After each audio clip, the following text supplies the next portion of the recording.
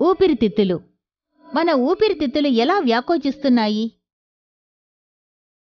కావలసిన వస్తువులు: 2 bottles, 2 balloons, rubber band. Plastic bottle కింది భాగాన్ని కత్తిరించి వేయండి. బాటిల్ మూతి ద్వారా బెలూన్ని లోపలికి పంపి బాటిల్తో కలిపి తాడుతో కట్టండి.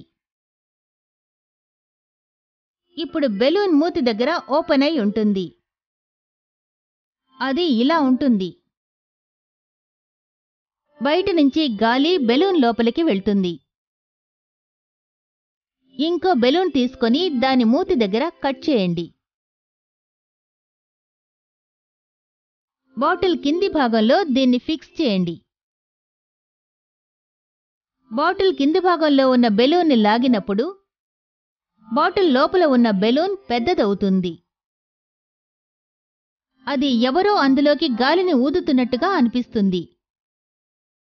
ఇలాగే మన క్లోమం కిందికి వెళ్తున్నప్పుడు మన ఊపిరితిత్తులు వ్యాకోచిస్తాయి.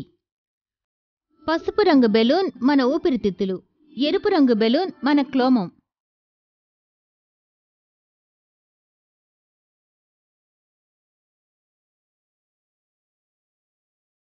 కారణం, క్లోమం కిందికి వచ్చేటప్పుడు అంటే కడుపు వ్యాకోచించినప్పుడు ఊపిరితిత్తులు కూడా వ్యాకోచిస్తాయి.